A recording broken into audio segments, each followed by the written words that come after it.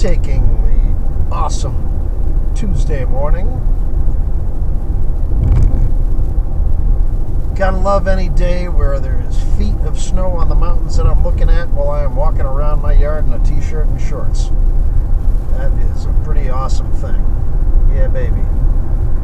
Doing the morning work, and it's a nice beautiful day, getting a little bit of vitamin D in the skin. So I forgot to take my pill this morning. Oh well, what are you going to do?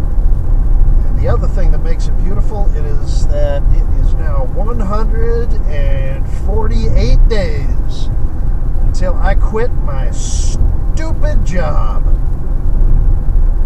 Yeah, baby. This is the next in the continuing sequence of events, the daily countdown towards nirvana, towards freedom, towards independence, towards making my own way, being the captain of my own vessel, etc., etc., so on and so forth.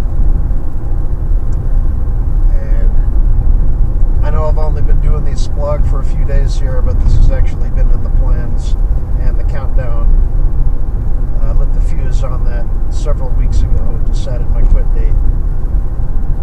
I just decided to start doing the series at 150. It seemed like a nice round number. I'm a geek like that. I like round numbers. Just like I like Radiohead, math rock, good stuff. But today is number 148, and coming up on the subject matter of today's little ramblings. These first few days I'm kind of going back into the backstory and my preparations as far as what I do to get ready to quit my stupid job. And somebody had asked me why I had stuck with it for so long, if I hate it so much, and the reasons are pretty much responsibility to my family, period. But having a family, I did have to hold on to it for both the security of having a gig to go towards every day, because the past few years have not been exactly predictable as far as what's going to happen with the economy, what's going on with it. And also, the one good thing that I have to say about the company that I work for, which I will not say who it is that the benefits are pretty okay by modern standards. Pretty good health insurance, pretty good dental insurance, 401k, stock options, all that good stuff. So that is the one thing that has kept me stuck in it for as long as I have, and gritting my teeth and going to it every single day. But it has gotten to a point where even that is no longer enough to make it worth it to go to every single day.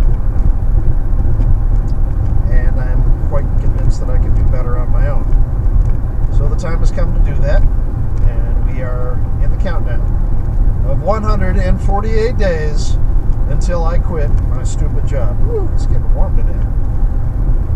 There may be snow on the mountain, but that sun is strong. Yeah, baby. So in the preparations for quitting my stupid job, my main point of focus has been to work ourselves towards a large amount of self-sufficiency, which means being able to provide for ourselves without money some of the things that we need to get by, such as climate control in the living quarters, such as food to eat, ability to pump water out of the ground, etc., etc. And we are not 100% self-sufficient on all those anywhere near yet. Wish we were. It's something that I'm going to continue working towards. So that's going to be a continuing project. Maybe I'll do another series on that later. But the other thing to do is to get our monetary expenses down as low as possible. And that is a continuing saga if you try and do that. First thing we did was to get into our house, a living situation that is about as financially frugal as one can possibly get, and still have the creature comforts that a family needs for a reasonable life.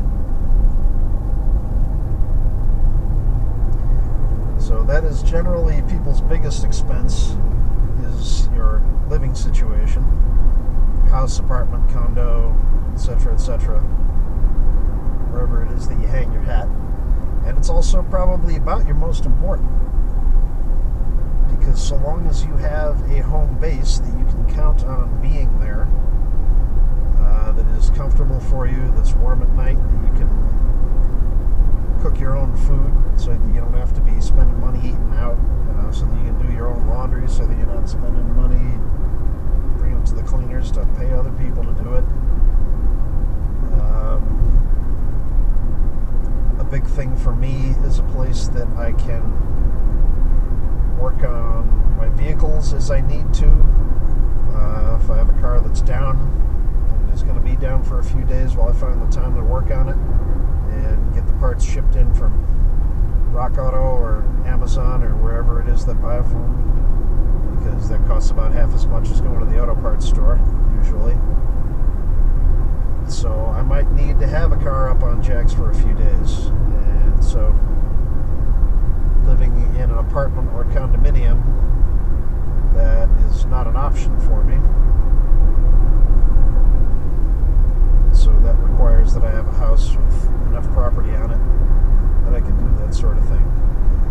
And the other big consideration for me whenever I've looked for a house, especially in the area that I live in, is that I absolutely refuse to even consider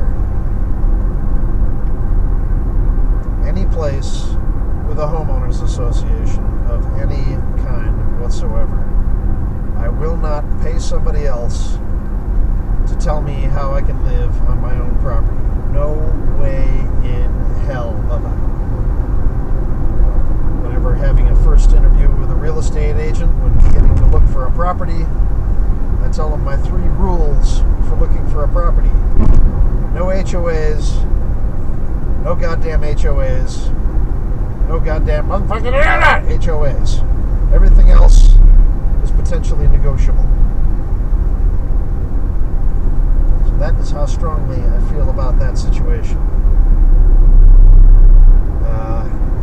If I want to paint my house purple plaid, have 4 cars up on blocks in the front yard, sitting on my front porch, smoking a joint with my shotgun in my lap, yeah, I want to be able to do that.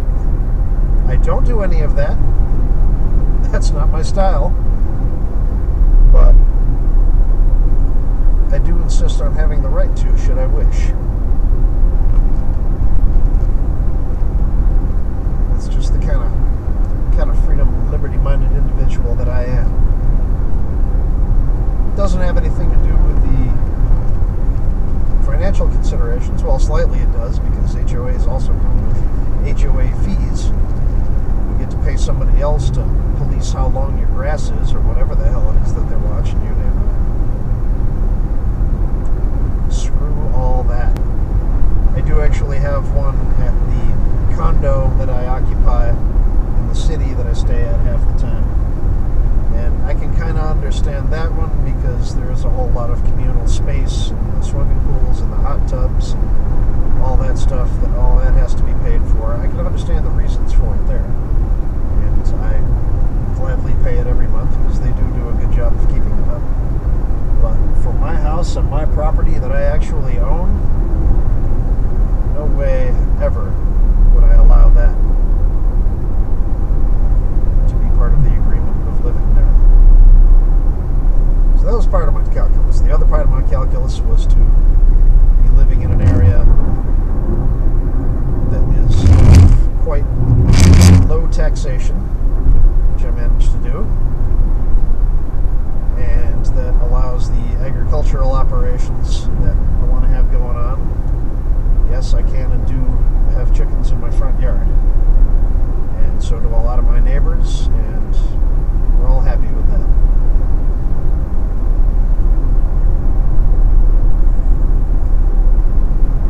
People's second biggest cost in their existence is typically transportation. That is number two. After you get number one taken care of, I'm not going to get into how you should do it, because that is all 100% up to individual choice and suiting the lifestyle that you wish to live. I've got it for the lifestyle that I wish to live. Yours is probably quite different, because mine is different than most people's. But figure out what you need to do for yours and get the expenses down as much as possible. Transportation is the second one.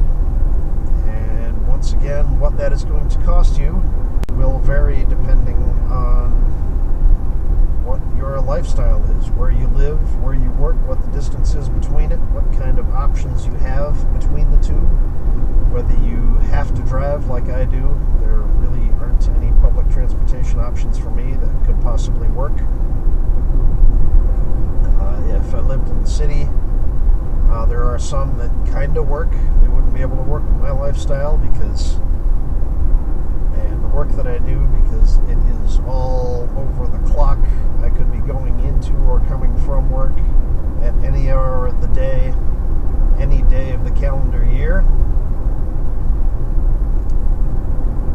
So the bus system, which is all that we have in Las Vegas, it would not possibly work for me. So I'm forced to drive everywhere. It is my only option. So, counting that,